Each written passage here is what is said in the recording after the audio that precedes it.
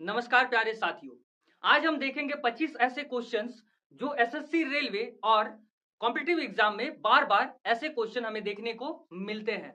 आज के वीडियो के टॉपिक में हम कवर करने वाले हैं भारत के 8 शास्त्रीय नृत्यों के बारे में। तो चलिए दोस्तों देखते हैं अपने टॉपिक की ओर। दोस्तों पहला सवाल है हमारा कि मोहिनी अट्टम किस राज्य का एक शास्त्रीय नृत्य है। तो याद रखोगे आप, मोहिनी अट्टम जो है वो केरल का शास्त्रीय नृत्य है। महिलाओं द्वारा एकल, जिसे हम सोलो कहते हैं, ये किया जाता है। मोहिनी अट्टम नृत्य किया जाता है किसके द्वारा, अगर आपसे पूछ लिया जाए तो याद रखोगे आप, महिलाओं द्वारा किया जाता है। और ये कौन सा डांस फॉर्म है, तो ये एकल डांस फॉर्म है। ठीक है, वहीं आप याद रखोगे इसके कि ये भगवान विष्णु का एक अवतार था जिसे हम कहते हैं मोहिनी अवतार। और ये मोहिनी अवतार को क्या करता है, दर्शाता है। क्षत्रिय शास्त्रीय नृत्य रूप किस राज्य से संबंधित है। तो याद रखोगे आप, ये असम से संबंधित है। क्षत्रिय जो है वो असम से संबंधित है। ये सबसे नया नृत्य है हमारा, जो कि 2000 में क्या ये संगीत नाटक अकादमी द्वारा इसे शास्त्रीय नृत्य का दर्जा दिया गया है। वहीं आप याद रखोगे ये 8वां नंबर का है। ये जो शास्त्रीय नृत्य है ये 8वां नंबर का है। और वहीं 9वां को छऊ छऊ एक डांस फॉर्म होता है जो कि वेस्ट बंगाल, झारखंड और उड़ीसा जैसे राज्यों में इसे किया जाता है, इस डांस फॉर्म को। और ये 9वें रूप में अभी आने वाला है। वही हमारा है कुचिपुड़ी नृत्य शैली का उद्गम भारत के किस राज्य में हुआ था। तो याद रखोगे आप, कुचिपुड़ी आंध्र प्रदेश, कुचिपुड़ी आंध्र प्रदेश। कुचिपुड़ी कहाँ का नृत्य शैली है, तो आंध्र प्रदेश का नृत्य शैली है। वहीं आप इसके साथ साथ याद रखोगे कि कुचेलापुरम, कुचेलापुरम, ठीक है, ये कुचेलापुरम से कुचिपुड़ी निकला हुआ है। इसमें पीतल की थाली के किनारों पर पैर रखकर नृत्य करने की परंपरा प्रसिद्ध है। ठीक है, इसमें पीतल के एक थाली होती है जिसके किनारों पर क्या पैर रख करके इस डांस फॉर्म को किया जाता है। वही हमारा सवाल है कि प्रसिद्ध शास्त्रीय नृतक केलूचरण महापात्र, केलूचरण महापात्र किस नृत्य शैली से जुड़े हैं। तो केलूचरण महापात्र अगर आपसे पूछा जाए तो ये ओडिसी नृत्य से जुड़े हुए हैं, जिसे पद्म विभूषण भी दिया गया है। ठीक है, याद रखोगे आप, जो पद्म विभूषण सबसे पहला उड़ीसा का ऐसा आदमी जिसे पद्म विभूषण से नवाजा गया है वो हमारा कौन है, केलूचरण महापात्र। अगला सवाल है कथकली नृत्य में चेहरे के विशिष्ट रंग रोगन और चुट्टी का उपयोग होता है। यह मुख्य रूप से कहां का नृत्य है। तो याद रखोगे ये कथकली जो है वो केरल का नृत्य है। और वहीं कथकली में क्या होता है, रामायण और महाभारत की, आप बोल सकते हो, यहां पर प्रसंगों को दर्शाया जाता है। वही हमारा सवाल है कि निम्नलिखित में से कौन सा नृत्य उत्तर भारत या उत्तर प्रदेश का प्रमुख शास्त्रीय नृत्य है। तो याद रखोगे आप, उत्तर भारत और उत्तर प्रदेश का शास्त्रीय नृत्य क्या है, हमारा कथक है। याद रखोगे कथक जो शब्द है ये कथा से निकला है, और कथा का मतलब होता है कहना या फिर कहानी सुनाना। ठीक है, ये जो है हमारा कथक जो है वो जयपुर, लखनऊ और बनारस इसके प्रमुख घराने माने जाते हैं, किसके, कथक के। अगला सवाल है हमारा पंडित बिरजू महाराज, बहुत ही चहेता नाम है हमारा पंडित बिरजू महाराज, जिनका निधन 2022 में हुआ, किस शास्त्रीय नृत्य के प्रसिद्ध प्रतिपादक थे। तो याद रखोगे आप, ये कथक के प्रतिपादक थे। वहीं इनका 1986, याद रखोगे आप, 1986 में इसे पद्म विभूषण से भी नवाजा गया था। वही हमारा अगला सवाल है कि संगीत नाटक अकादमी द्वारा आधिकारिक रूप से मान्यता प्राप्त भारत में कितने शास्त्रीय नृत्य है। तो याद रखोगे आप, संगीत नाटक अकादमी द्वारा आधिकारिक रूप से अभी 8 है, लेकिन याद रखोगे 9वां जो होने वाला है हमारा, 9वां जो होने वाला है वो कौन सा है अगर पूछ लिया जाए तो याद रखोगे आप, ये छऊ नृत्य के नाम से जाना जाता है। वही हमारा अगला सवाल है कि जोगाई और चोलोम, ठीक है, किस भारतीय शास्त्रीय नृत्य के दो मुख्य भाग है, कौन कौन सा, जोगाई और चोलम। तो याद रखोगे आप, ये मणिपुरी का है। ठीक है, ये कौन सा नृत्य है, मणिपुरी नृत्य है जो कि मणिपुर का होता है। और जोगाई का मतलब होता है लास्य, लास्य का मतलब होता है कोमल। इसमें कोमल डांस फॉर्म होता है, मतलब इजी होता है, एक तरह से आप मान सकते हो। वही हमारा है चोलम, चोलम जो होता है वो तांडव होता है। तांडव का मतलब क्या होता है, उग्र और ऊर्जावान। वही हमारा अगला सवाल है कि शास्त्रीय नृत्य भरतनाट्यम का पुराना नाम क्या था। तो याद रखोगे आप, यहाँ पर भरतनाट्यम का पुराना नाम जो था वो सधीर अट्टम था। क्या था हमारा, सधीर अट्टम। ई कृष्णन अय्यर और हमारा रुक्मणी देवी अरुण डेल, ठीक है, इन दोनों का नाम आप याद रखोगे, कौन कौन सा, ई कृष्णन अय्यर, और वही हमारा रुक्मणी देवी अरुंडेल जो थे, इनके कौन थे, प्रतिपादक थे। वही हमारा अगला सवाल है कि निम्नलिखित में से कौन सी मुद्रा या भंगिमा ओडिसी नृत्य शैली की एक अनूठी विशेषता है। तो याद रखोगे आप, ये त्रिभंग है, इसमें शरीर के 3 जगहों, जिसे हम गर्दन, धड़ और घुटना कहते हैं, कि इसकी क्या करता है, इससे जुड़ा हुआ नृत्य होता है ये। ठीक है, इसकी प्रमुख पहचान क्या है, तो याद रखना इसकी प्रमुख पहचान जो है वो इंग्लिश के वर्ड एस अक्षर से इसकी पहचान की जाती है।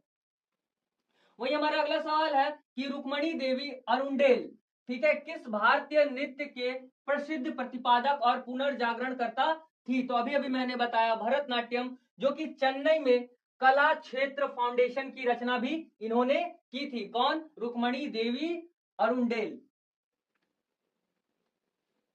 तिलाना किस शास्त्रीय नृत्य का अंतिम और सबसे लयबद्ध या लायबद्ध आप बोल सकते हो समापन भाग होता है। तो याद रखोगे आप, ये भरतनाट्यम का समापन होता है, और वहीं इसकी शुरुआत जो होती है वो अलारीपुर होता है। ठीक है, अलारीपुर।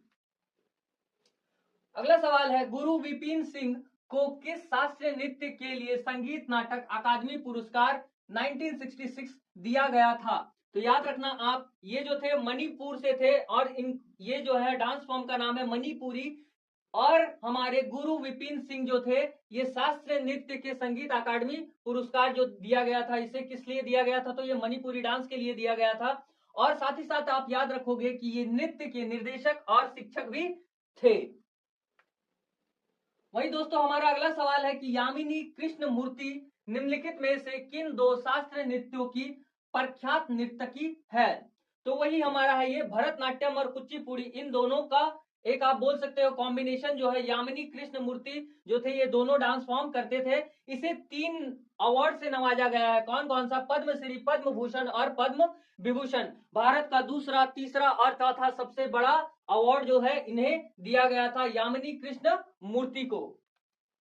वही हमारा अगला सवाल है कि किस शास्त्रीय नृत्य में संगीत के लिए मुख्य रूप से कर्नाटक संगीत का उपयोग किया जाता है। तो ये भरतनाट्यम के लिए उपयोग किया जाता है इसका। ये कुचिपुड़ी और मोहिनी अट्टम से याद रखोगे आप, कुचिपुड़ी और मोहिनी अट्टम को क्या, कर्नाटक संगीत पद्धति कहते हैं। और वहीं हमारा कथक को हम हिंदुस्तानी संगीत कहते हैं। अगर आपसे क्वेश्चन ने पूछा कि भैया बताइए कि हिंदुस्तानी संगीत के नाम से कौन सा डांस फॉर्म जाना जाता है, तो ये कथक जाना जाता है। ये कथक कहाँ का है, तो ये उत्तर भारत का है, और ये उत्तर प्रदेश का भी साथ ही साथ है। और कुचिपुड़ी मोहिनी अट्टम जो है ये कर्नाटक संगीत की पद्धति मानी जाती है।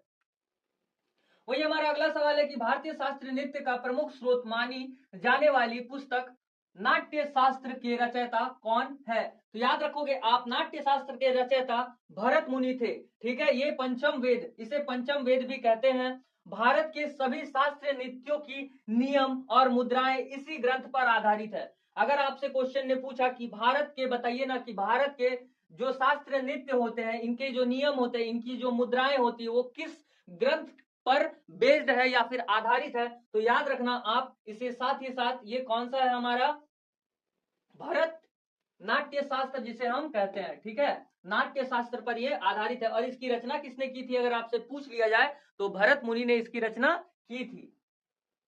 वही हमारा अगला सवाल है कि राजस्थान सरकार द्वारा जयपुर कथक केंद्र की स्थापना किस वर्ष की गई थी। तो याद रखोगे आप, 1978 में किया गया था। जयपुर घराना कथक का सबसे पुराना घराना माना जाता है।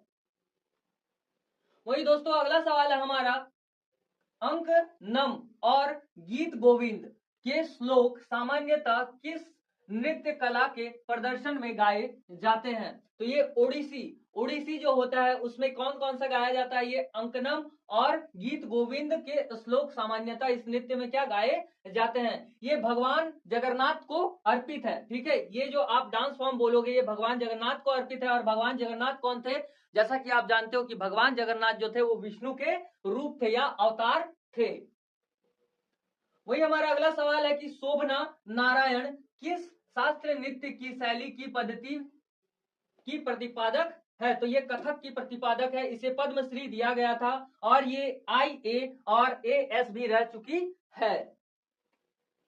दोस्तों अगला सवाल है हमारा, मृणालिनी साराभाई किस शास्त्रीय नृत्य शैली की पद्धति प्रतिपादक थी?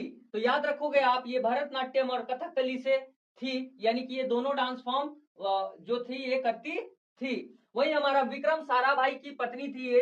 विक्रम साराभाई कौन थे? दोस्तों याद रखना, विक्रम साराभाई एक साइंटिस्ट थे, एक वैज्ञानिक थे। अहमदाबाद में दर्पण एकेडमी ऑफ परफॉर्मिंग आर्ट्स की स्थापना भी इन्होंने की थी। निम्नलिखित में से कौन सा शास्त्रीय नृत्य देवदासी परंपरा से विकसित हुआ माना जाता है? तो याद रखोगे आप, जो ये है ये भरतनाट्यम से हमारा संबंधित है, और भरतनाट्यम को दासी अट्टम भी कहा जाता है। साथ ही साथ आप याद रखोगे दोस्तों, भरतनाट्यम जो हमारा भरतनाट्यम है इसे क्या कहते हैं? दासी अट्टम भी कहते हैं। अगला सवाल है हमारा कि संगीत नाटक अकादमी के अनुसार असम के शास्त्रीय नृत्य को किस वर्ष शास्त्रीय नृत्य की सूची में शामिल किया गया था? आई होप दोस्तों ये आपको पता होना चाहिए, क्योंकि मैंने पहले ही बता दिया, ये 2000 में इसे क्या संकलित किया गया था संगीत नाटक अकादमी में। याद रखोगे आप, जो हमारा शास्त्रीय नृत्य है ये जो हमारा सत्रिया नृत्य है दोस्तों, ये असम का है, और असम के वैष्णव मठों से ये शस्त्रों में विकसित हुआ है। ठीक है, ये 15 नवंबर 2000 को अस्तित्व में आया, यानी कि इसे हम लोगों ने किसमें डाला? संगीत नाटक अकादमी में इसे लिया गया था, और ये 8वां था। जैसा कि आपको पता है कि बार बार ना बताना पड़े, करंट अफेयर के तौर पर आपसे पूछा जा सकता है कि 9वां कौन बनने वाला है, तो ये 6 होने वाला है। वही आज का हमारा अंतिम प्रश्न हुआ कि प्रसिद्ध नर्तकी कनक रेले का संबंध किस शास्त्रीय नृत्य से था जिन्होंने इसे पुनर्जीवित करने में अहम भूमिका निभाई? तो याद रखना आप, ये मोहिनी अट्टम को क्या पुनर्जीवित करने में अहम भूमिका निभाई थी? किसने? तो ये कनक रेले ने इसकी भूमिका निभाई थी। बंबई में नालंदा नृत्य कला महाविद्यालय की स्थापना की और इस नृत्य को अकादमी पहचान दिलाई। तो दोस्तों आज के 25 क्वेश्चन में आपका स्कोर कितना रहा ये कमेंट करके जरूर बताना। ऐसी ही जीके फैक्ट्स के लिए हमारे चैनल को आप सब्सक्राइब कर लो। तो मिलते हैं दोस्तों ऐसी ही एक नई टॉपिक को लेकर, तब तक के लिए जय हिंद, नमस्कार।